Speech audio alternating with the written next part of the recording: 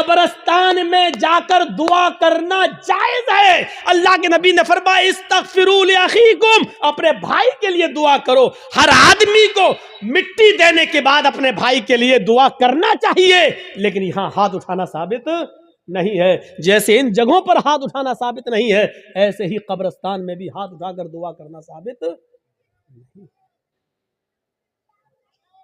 या है तो हमें बताओ कहां है। नहीं साहब उठा लें तो हर्ज क्या है? अब इसका जवाब सुनो। अरे हमने हाथ उठाकर दुआ कर ली तो हर्ज क्या है? तो अब मुझे जवाब दो, लैट्रीन में हमने कह दिया हाथ उठाकर अल्लाहुम्मा इन्नी अऊज़ु बिका मिनल खुब्ज़ि वल खबाइस, तो हर्ज क्या है? क्यों इस्लाम को आपने और अपने बाप दादा के तरीके पर चलाना चाहते हो? इस्लाम चलेगा तो सिर्फ फातिमा के बाप के तरीके पर चलेगा। इस्लाम न तुम्हारे तरीके पर चलेगा, न मेरे, न तुम्हारे बाप के तरीके पर चलेगा, न मौलवी जर्जीज के बाप के तरीके पर चलेगा। इस्लाम चलेगा तो जनाब मोहम्मद रसूलुल्लाह के तरीके पर। हम तो अपनी बिदातों को कुर्बान नहीं कर पा रहे हैं, नहीं छोड़ पा रहे हैं। हमारे बाप दादा जो करते चले आ रहे हैं वो हम करते रहेंगे। वही बात लौट फिर के आती रहती है कि मौलाना साहब क्या किया जाए? मस्जिद में फर्ज नमाज के बाद इमाम के साथ दुआ मांगना कैसा है? कब्रिस्तान में दुआ करना कैसा है? किसी आदमी के मर जाने के बाद किसी मौलाना के साथ उसके घर पे जाकर भोज खाने के बाद दुआ करना उसकी मग़फ़िरत की, ये कैसा है? वही पुराने घिसे पिटे सवाल जो हम 15-20 साल से इन इलाकों में आके बोलते जा रहे हैं, वही सवाल, और आज तक हम उनको खत्म करने के लिए तैयार नहीं होते हैं। ये हमारी बेशर्मी का हाल है, ये हमारी बेशर्मी का हाल है। मेरे भाइयों, आज फिर एक बात को जहन में बिठा लो, दुआ करना गलत नहीं है। एक बात फिर जहन में रख लो, दुआ एक इबादत है, और इबादत वैसे की जाएगी जैसे जनाब मोहम्मद रसूलुल्लाह ने बताई है। इबादत मोहल्ले के सरदार के तरीके पर नहीं की जाएगी, इबादत मौलवी जर्जीज के तरीके पर नहीं की जाएगी, इबादत मस्जिद के इमाम के तरीके पर नहीं की जाएगी। मस्जिद का इमाम कुरान और हदीस बता सकता है, लेकिन मौलवी के तरीके पर इबादत नहीं की जाएगी। इस बात को आप हमेशा जहन में रखिए। दुआ मुख्खुल इबादा, दुआ इबादत का मग़ज़ है। दुआ के लिए आपको कोई मना नहीं करता है। दुआ जहां अल्लाह के रसूल ने हाथ उठाकर की है आप करिए, कोई मना नहीं करता है। दुआ जहां हाथ उठाकर नहीं की है वहां आप हाथ उठाकर करेंगे तो वहां हम मना करेंगे, इसलिए कि हाथ उठाना साबित नहीं है। मसलन लैट्रीन में जाने की दुआ है। अब आप लैट्रीन में घुस के पढ़िए हाथ उठा के अल्लाहुम्मा इन्नी अऊज़ु बिका मिनल खुब्ज़ि वल खबाइस। अब बैठिए, बैठिए, दुआ है, क्यों हाथ नहीं उठाया? मैं पूछना चाहता हूं उन लोगों से जो मस्जिद में मजबूर करते हैं इमाम को कि हाथ उठाओ, और पब्लिक से कहते हैं हाथ उठाकर दुआ करो। अगर दुआ के लिए हाथ उठाना है तो लैट्रीन में जाने की दुआ है, बताओ क्यों नहीं हाथ उठाते हो? सब लैट्रीन में क्यों? अरे जब लैट्रीन में दुआ पढ़ सकते हो तो हाथ क्यों नहीं उठा सकते हो? जब लैट्रीन में अल्लाह का नाम ले सकते हो, अल्लाहुम्मा इन्नी अऊज़ु बिका, तो हाथ उठाने में क्या हर्ज है? क्यों नहीं उठाते हो? अब हमारी अकल कह रही है गंदी जगह पर हाथ कैसे उठाएं? अभी अकल ही तो कह रही है ना। तो मैं कह रहा हूं गंदी जगह पर फिर अल्लाह का नाम क्यों ले रहे हो? नहीं साहब, वो तो अल्लाह के नबी ने बताया है। तो अल्लाह के नबी ने बताया तो यहाँ अल्लाह के नबी ने हाथ नहीं उठाया तो हम हाथ नहीं उठाएंगे। अच्छा, खाना खाओ, क्या दुआ है? बिस्मिल्लाह या बिस्मिल्लाहि व अला बरकतिल्लाह, ये दुआ है खाना खाने की। अब आप खाना बैठो, जर्जी साहब खाना लग गया, बिस्मिल्लाह, अब हम खाएं, या बिस्मिल्लाहि व अला बरकतिल्लाह, अब हम बोलिए। चलो ये तो लैट्रीन नहीं है, ये तो घर है। यहां पर हाथ उठाकर अगर कोई आदमी दुआ करे बिस्मिल्लाह या बिस्मिल्लाह व अला बरकतिल्लाह, तब खाना खाए, कैसा लगेगा आपको? क्यों नहीं उठाते हो? ये भी तो दुआ ही है। साहब अल्लाह के नबी ने नहीं उठाए इसलिए हम नहीं उठाए। आ गई ना बात वही, जहां नबी ने उठाया वहां उठाओ। हम भी तो यही कह रहे हैं, जहां नबी ने नहीं उठाया वहां मत उठाओ। हम भी तो आपसे यही कह रहे हैं। अच्छा, वुजू बनाया, क्या दुआ पढ़ते हो? बिस्मिल्लाह। वुजू के बाद क्या दुआ पढ़ते हो? अशहदु अल्ला इलाहा इल्लल्लाह व अशहदु अन्ना मुहम्मदन अब्दुहु व रसूलुहु अल्लाहुम्मा जअलनी मिनत तव्वाबीन व जअलनी मिनल मुततहिरीन। यही दुआ तो पढ़ते हो। अच्छा, वुजू बनाने के बाद किसी को देखा, पैर धुलने के बाद आया हो, किबले की तरफ मुँह करके अशहदु अल्ला इलाहा इल्लल्लाह वहदहु ला शरीका लहु व अशहदु अन्ना मुहम्मदन अब्दुहु व रसूलुहु अल्लाहुम्मा जअलनी मिनत तव्वाबीन व जअलनी मिनल मुततहिरीन।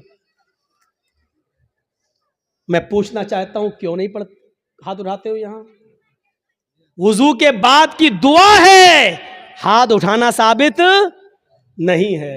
अजान के बाद की दुआ है, अल्लाहुम्मा रब्ब हाज़िहि दावति ताम्मा व सलातिल काइमा आति मुहम्मदनिल वसीला वल फजीला, लेकिन हाथ उठाना साबित नहीं है। चांद देखकर दुआ मांगना साबित है, चांद देखकर दुआ मांगी जाए, लेकिन हाथ उठाना साबित नहीं है। इसी तरीके से कब्रिस्तान में जाकर दुआ करना जायज है। अल्लाह के नबी ने फरमाया इस्तगफिरू लि अखीकुम, अपने भाई के लिए दुआ करो। हर आदमी को मिट्टी देने के बाद अपने भाई के लिए दुआ करना चाहिए, लेकिन यहां हाथ उठाना साबित नहीं है। जैसे इन जगहों पर हाथ उठाना साबित नहीं है, ऐसे ही कब्रिस्तान में भी हाथ उठाकर दुआ करना साबित नहीं। या है तो हमें बताओ कहां है? नहीं साहब, उठा लें तो हर्ज क्या है? अब इसका जवाब सुनो। अरे हमने हाथ उठाकर दुआ कर ली तो हर्ज क्या है? तो अब मुझे जवाब दो, लैट्रीन में हमने कह दिया हाथ उठाकर अल्लाहुम्मा इन्नी अऊज़ु बिका मिनल खुब्ज़ि वल खबाइस, तो हर्ज क्या है? मुझे इतना बता दो। अजान के बाद हमने हाथ उठाकर दुआ मांग ली है, अशहदु अल्ला इलाहा इल्लल्लाह, हर्ज क्या है? मुझे बता दो। यहां आपको हर्ज लगता है, मुझे कब्रिस्तान में हाथ उठाकर दुआ मांगने में हर्ज लगता है। क्यों इस्लाम को अपने और अपने बाप दादा के तरीके पर चलाना चाहते हो? इस्लाम चलेगा तो सिर्फ फातिमा के बाप के तरीके पर चलेगा। इस्लाम न तुम्हारे तरीके पर चलेगा, न मेरे, न तुम्हारे बाप के तरीके पर चलेगा, न मौलवी जर्जीज के बाप के तरीके पर चलेगा। इस्लाम चलेगा तो जनाब मोहम्मद रसूलुल्लाह के तरीके पर चलेगा। आपको नमाज पढ़ने के बाद दुआ से कोई नहीं रोकता। यकीन मानिए, नमाज पढ़ने के बाद आप दुआ करिए, हम आपको नहीं रोकते हैं। अच्छा अमल है नमाज पढ़ना, और नमाज के बाद दुआ मांगना अच्छा अमल है। मांगिए, मांगिए, मना नहीं किया जा रहा है। लेकिन यहां अल्लाह के रसूल से हाथ उठाकर दुआ मांगना, और नबी के हाथ उठाने के बाद सहाबा का हाथ उठाना, और नबी का हाथ चेहरे पर फेर कर पहनना, और उसके बाद सहाबा का भी हाथ चेहरे पर फेर लेना, नबी का दुआ मांगना और सहाबा का उस दुआ पर आमीन आमीन कहना, यहां नमाज के बाद साबित नहीं है। इसलिए आपको भी ऐसा नहीं करना है। अकेले आप जितनी लंबी दुआ मांगना चाहे मांगे।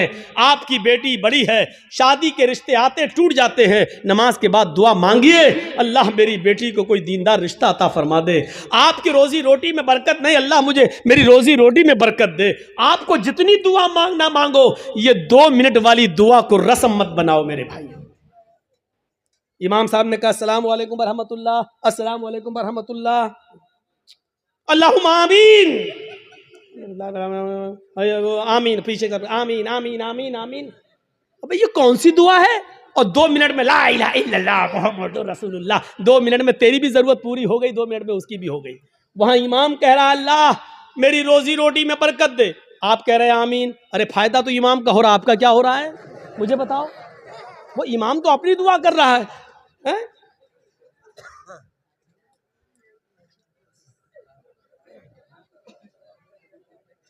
अब इमाम बेचारा कुंवारा है, शादी नहीं हुई है, इमाम कह रहा अल्लाह मुझे दीनदार लड़की अता फरमा दे, आप कह रहे हैं आमीन। फायदा तो इमाम का हो रहा, तुम्हारा क्या हो रहा है?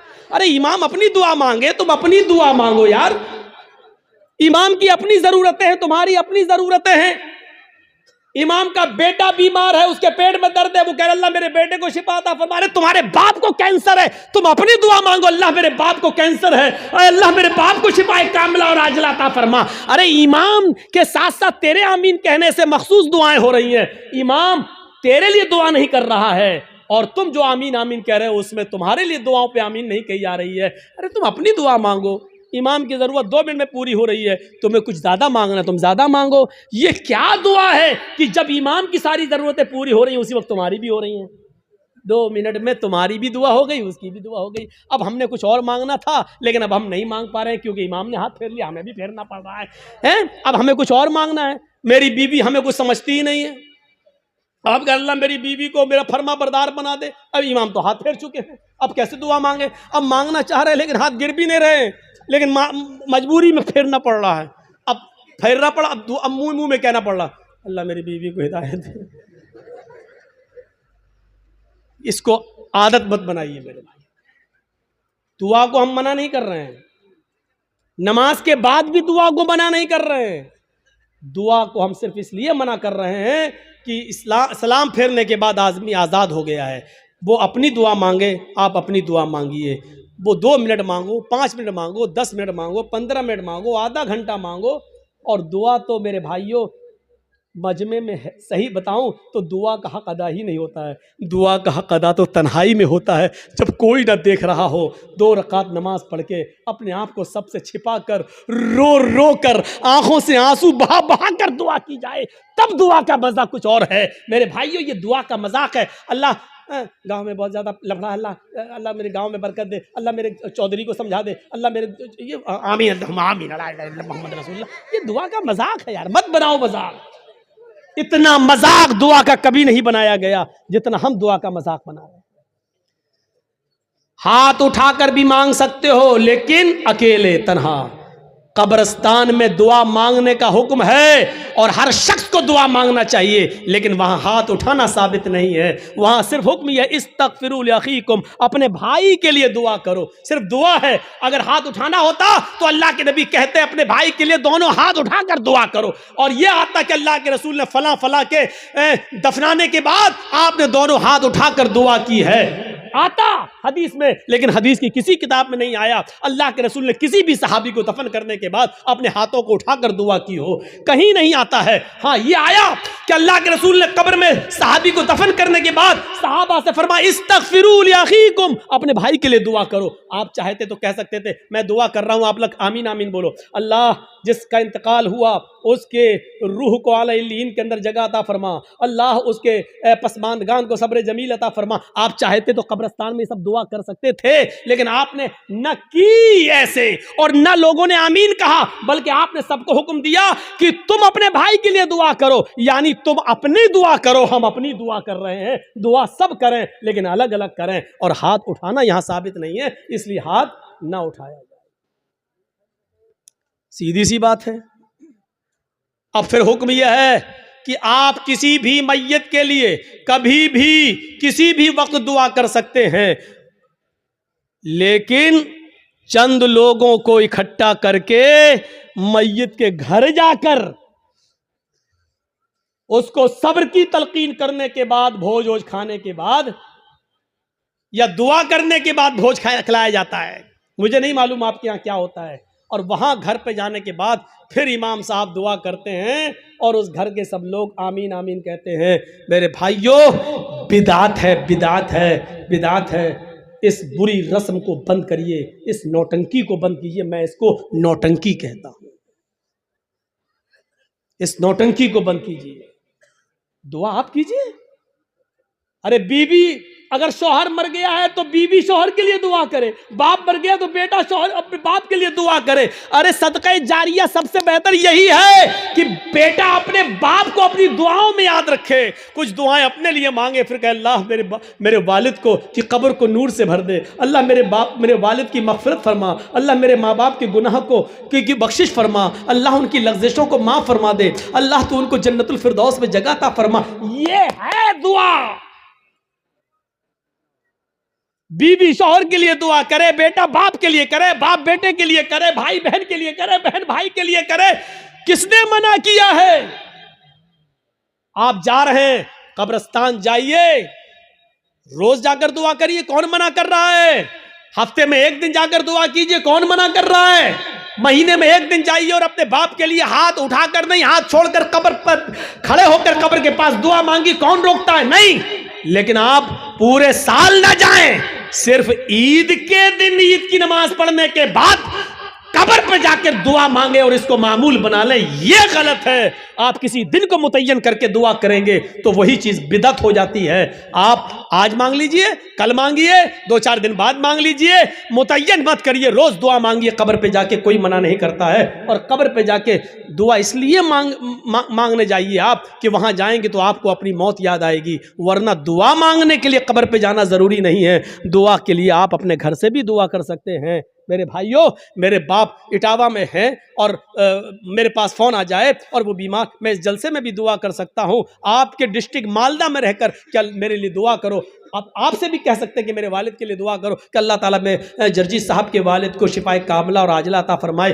कोई बुराई की बात नहीं है। दुआ के लिए किसी के घर जाकर ही दुआ की जाए या कब्रिस्तान जाकर दुआ की जाए, ये जरूरी नहीं है। लेकिन अगर आप जाएंगे तो आपको अपनी मौत भी याद आएगी कि एक दिन हमको भी इस जगह आना है। इसलिए आप अगर जाते हैं तो ठीक है। जब तक तुम कुरान से, ईमान से अपने रिश्ते को मजबूत रखोगे, बुलंदी करोगे, अल्लाह की कसम ऊपर जाओगे, अल्लाह की कसम इज्जत मिलेगी। वो भेड़ों बकरियों को चराने वालों को इज्जत किसने दी है? इसी कुरान ने दी है। वो उमर जो कभी कोई गुस्सा बर्दाश्त नहीं करते थे, वो उमर जो जनाब मोहम्मद रसूलुल्लाह सल्लल्लाहु अलैहि वसल्लम की गर्दन भी उड़ाने के लिए निकले थे, उस उमर को 22 लाख मुरब्बा मील का हुक्मरान किसने बनाया? उस उमर को इतनी बड़ी जमीन की मिल्कियत किसने अता फरमाई है? इतना बड़ा बादशाह, इतना बड़ा हाकिम किसने बनाया है? 22 लाख मुरब्बा मील पर हुकूमत किसने की? हजरत उमर ने। हजरत उमर फारूक को हुक्मरान बनाया तो इसी कुरान करीम की दावत ने, इसी कुरान करीम ने, इसी ईमान के रिश्ते ने। उमर की हैसियत ईमान लाने से पहले क्या थी, लेकिन जब उमर ने ईमान से अपना रिश्ता जोड़ा तो तरक्की करते गए। इतनी तरक्की की कि अल्लाह के नबी को भी कहना पड़ा, लऊ कान बादी नबीयुन लकाना उमर, अगर मेरे बाद कोई नबी होता तो वो हजरत उमर होते। उमर ने इतनी तरक्की की कि 22 लाख मुरब्बा मील इतनी जमीन पर उन्होंने हुकूमत करके दिखाई, और इतनी शानदार हुकूमत करके दिखाई कि महात्मा गांधी को भी ये कहना पड़ा कि उमर फारूक जैसी हुकूमत अगर आज भारत के अंदर कायम हो जाए तो देश के अंदर से खून खराबा मिट जाए, देश के अंदर से खून खराबा खत्म हो जाए, अमन और शांति पैदा हो जाए।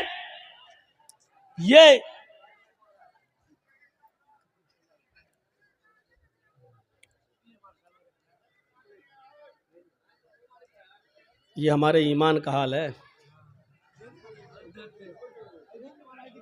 छोड़ दी, कोई बात नहीं, छोड़ दी। कोई लेडीज ही उनको कह दे जो लाइट मार रही है लाल वाली, कोई बच्ची होगी, छोटी होगी, हरकत कर रही होगी, छोड़ दे। बैठिए। আপনারা বসুন, একদম কেউ দাঁড়াবেন না। तो मेरी बात आपने अच्छी तरीके से समझ ली है। ईमान से जितना रिश्ता हमारा मजबूत होगा उतना हम आगे बढ़ेंगे, तरक्की करेंगे। इन मिसालों से अब हम समझ गए हैं कि हम जलील क्यों हैं, हम रुस्वा क्यों हैं, बदनाम क्यों हैं। इसका जवाब देने की जरूरत नहीं, क्योंकि आपके पास इसका जवाब है, आप जानते हैं इसका जवाब, और जवाब देने में कोई हर्ज नहीं। इसकी वजह यह है कि हमारी बुनियाद कमजोर है, हमने अपनी बुनियाद से अपना रिश्ता मजबूत नहीं किया। एक और मिसाल देता हूं। ईमान जिसके अंदर, यानी हमारी बुनियाद जिसके अंदर जितनी मजबूत होगी उसके अंदर उतना ही अल्लाह का डर होगा, और लोगों का डर उसके अंदर बिल्कुल नहीं होगा। जो जितना ज्यादा जिसके अंदर ईमान होगा वो उतना ही ज्यादा अल्लाह से डरेगा और लोगों से उतना ही ज्यादा बेखौफ होगा। कभी आपने देखा है, एक मिसाल पर गौर कीजिए, अभी थाने से एक पुलिस वाला आपके बस्ती में आ जाए,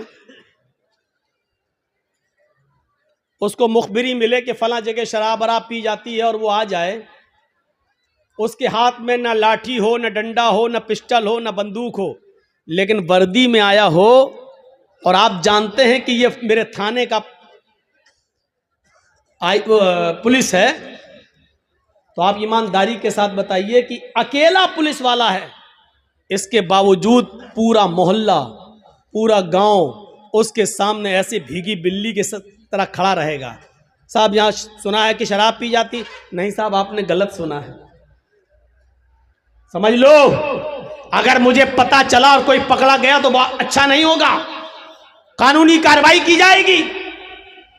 वो अकेला पुलिस वाला पूरे गांव पर, पूरे मोहल्ले पर धौंस और धमकी देता चला जाता है, जबकि उसके पास न पिस्टल है, न बंदूक है, न राइफल है, न लाठी है, न डंडा है, लेकिन अकेला है, चीखता चला जा रहा है, चिल्लाता चला जा रहा है, और हम उसके सामने खड़े। जी जी जी, नहीं साहब, कोई बात होगी तो आपको जरूर इन्फॉर्म कर देंगे। अरे साहब, हम तो कानून का साथ देते हैं। अरे साहब, आप हाँ हाँ साहब साहब कहते चले जाएंगे। मैं पूछना चाहता हूं कि उस अकेले पुलिस वाले से पूरा गांव क्यों डरता है? या यूं कह लो कि पूरे गांव उस एक पुलिस वाले के सामने भीगी बिल्ली क्यों बना रहता है?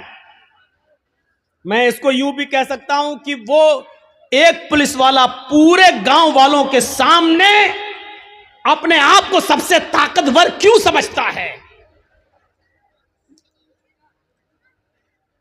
क्या पूरे गांव के लोग उसके ऊपर टूट पड़ेंगे तो क्या वो सबका मुकाबला कर लेगा? नहीं कर पाएगा। लेकिन इसके बावजूद वो सबसे ज्यादा ताकतवर समझता अपने आप को। क्यों? क्योंकि वो जानता है कि मैं अकेले नहीं आया हूं, मैं सरकारी ड्यूटी पर हूं और मेरे साथ सरकार की मदद है। और गांव वाले भी ये समझते हैं ये अकेला है जरूर, लेकिन ये अकेला नहीं है, आया है अकेला, लेकिन अगर एक थप्पड़ भी इसको मार दिया तो पूरा गांव मेरा छावनी में तब्दील हो जाएगा। क्योंकि अगर उसने एक फोन कर दिया तो मेरे पूरे गांव पर छापा मार दिया जाएगा, छावनी में तब्दील। ये अकेला आया है, लेकिन अकेला है नहीं, सरकार की ताकत है इसके पास। सरकार की ताकत है मौलवी जर्जीस के पास, पूरे गांव के लिए अकेला काफी है, पूरा गांव डरता है। इसी तरीके से एक मोमिन, हम आपको नहीं कह रहे हैं, हमें नहीं मालूम कि आप में कौन मोमिन है कौन नहीं है,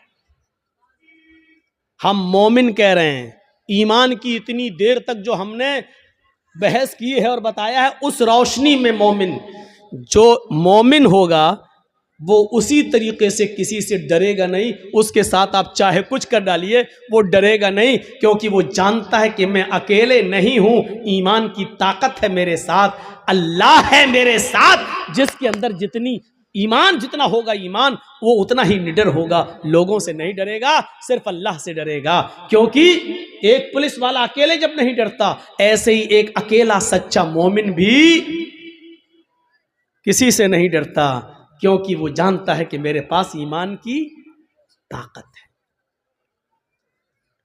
और उसकी मिसाल दूं आपको, जंगे बद्र हो रही है, बद्र का मैदान गर्म है,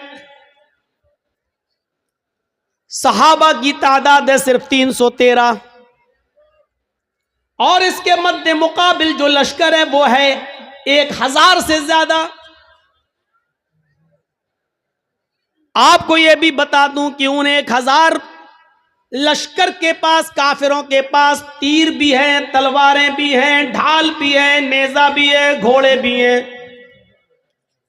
वो सब नौजवान हैं, हट्टे खट्टे तंदुरुस्त हैं, और सारी चीजें आलाते हर्ब, जंग का हर सामान है उनके पास। और उनके मुकाबले में कितने हैं? 313। और ये 313 कौन है? जवान, बूढ़े और कुछ बच्चे जब मिलाए गए और इनकी गिनती तब जाकर होती है 313। और इन 313 लोगों के पास, इन 313 सहाबा के पास सिर्फ 2 घोड़े हैं। आलाते हर्ब का हाल यह है कि किसी के पास तीर है, लेकिन छोड़ने के लिए कमान नहीं है। किसी के पास कमान है लेकिन छोड़ने के लिए तीर नहीं है। किसी के पास तलवार है लेकिन काफिरों के हमले से बचने के लिए ढाल नहीं है। वो तलवार चलाए लेकिन काफिर जब उस पर हमला करे तो अपना बचाव किससे करे, उसके पास ढाल नहीं है। अगर किसी के पास ढाल है तो चलाने के लिए तलवार नहीं है। फिर भी जंग है, लड़ रहे हैं। जरा आपने गौर किया है, ये कोई मुकाबला था कि एक तरफ 1000 से ज्यादा और एक तरफ 313। एक सहाबी के ऊपर 3 से ज्यादा लोग, और इसके पास एक चीज है तो दूसरी नहीं, और उनके पास सब कुछ है। कौन सी चीज है जो इन 313 सहाबा को उनके सामने लाकर खड़ा कर रही है और उनसे लड़ने पर मजबूर कर रही है? ये कौन सी चीज है?